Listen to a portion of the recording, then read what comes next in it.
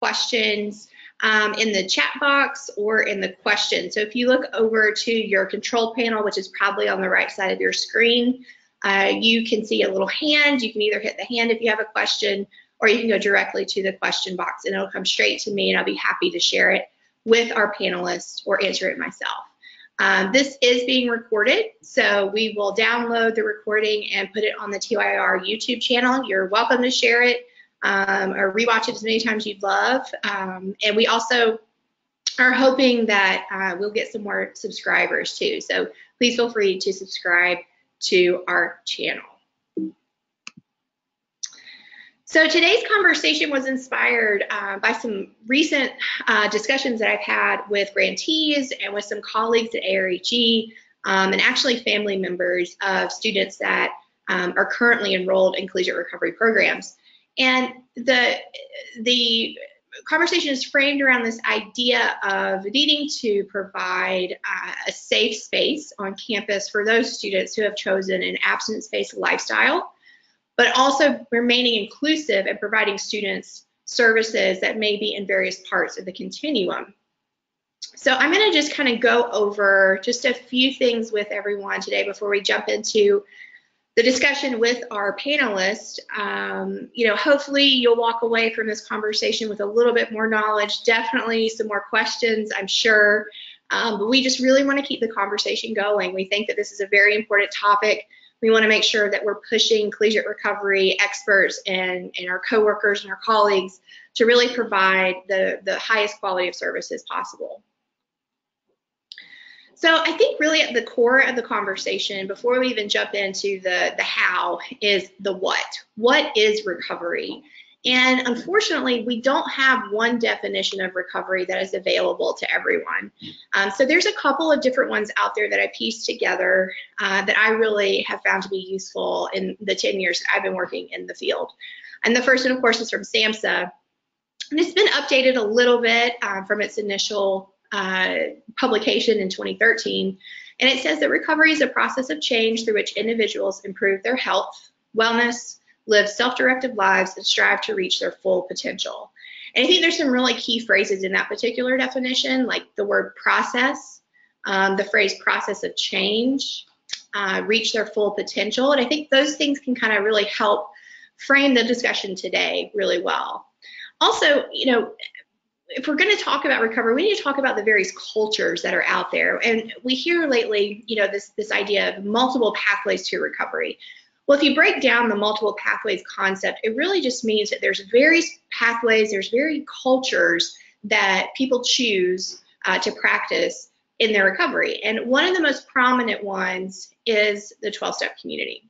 So if we look at the 12-step community, the co-founder, his name was Bill Wilson, and he talked a lot about this idea of emotional sobriety. And then there's some analysis by one of the founders of kind of the recovery research world, William White, in 2006 did sort of a breakdown of definitions of recovery as well. And so you can see the various conversations here on this slide about how it's changed.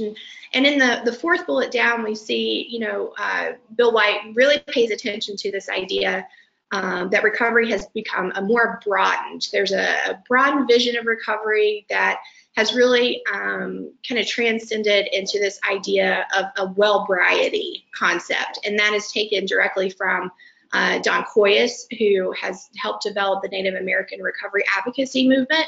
And that really looks at the whole health of a person. I love his stuff. If you guys are interested in learning more about well-briety, I suggest that you go ahead and Google that information. So today, you know, I wanted to also talk about, you know, who are the students that are coming seeking services potentially from collegiate recovery professionals. And, you know, having started a collegiate recovery program in 2008 on a large public school campus in the South, and then also working at a large public school campus in the West, I can say that they were very similar. I also had the extreme privilege to work with about 160 TYR grantees at various types of institutions, and I've been able to sort of track some trends over the past 2 years. And the first one is that really there is no two students that look exactly alike, just like there are no two campuses that look exactly alike. And I think that we need to keep this in mind when we're trying to promote recovery from a person-centered approach. So the first kind of caveat that I usually give people that I'm working with that are starting programs is that you really can't predict what the student that's sitting down in the chair next to you is going to need in the way of support. So the best thing to do is just to ask them, what do you need? How can I help you?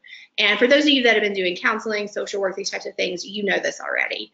But it is important if you do come across students that are in a pre-contemplative stage, contemplative, a preparation stage, action, maintenance, or maybe potentially even coming back from a relapse of some sort, it's really helpful to know where are these students and how can I meet them where they're at. So as we're having the conversation today about how to be inclusive of all the students on the campus, but also being respectful of those students that have reported that they do need an abstinence-based safe space. So how do we do that? So today I wanted to invite two of my favorite people in the collegiate recovery world, probably just two of my favorite people in general, to have this conversation with us and, really kind of frame up who is asking for help, who is receiving the help, how are they receiving the help, and what services are there. But then more importantly, also discuss and kind of break down, why is this such a controversial topic? Why are we almost, I don't know, almost I feel a bit tense discussing, why can't we mix, sound familiar, various pathways of recovery in collegiate recovery? What are the concerns around that, and how do we address those concerns in a proactive way as a community? So our first expert that I'm going to introduce is Jay Harris from East Carolina University, and I'm going to let both of the guys introduce themselves a little bit more after I get them on camera. But Jay has come on the scene a couple of years ago. He has an extensive background working with adolescents and young adults, and so we're really fortunate to have his clinical, but then also his collegiate experience here with us today. And we also have Ahmed Hosni, who is with the Ohio State University. In Ohio, Ahmed and I go back a couple of years now from my Texas Tech days and his Texas Tech days, and I'm really thrilled to have his perspective on what he and Ohio State are doing at the Higher Ed Center. So I'm going to go ahead and get you guys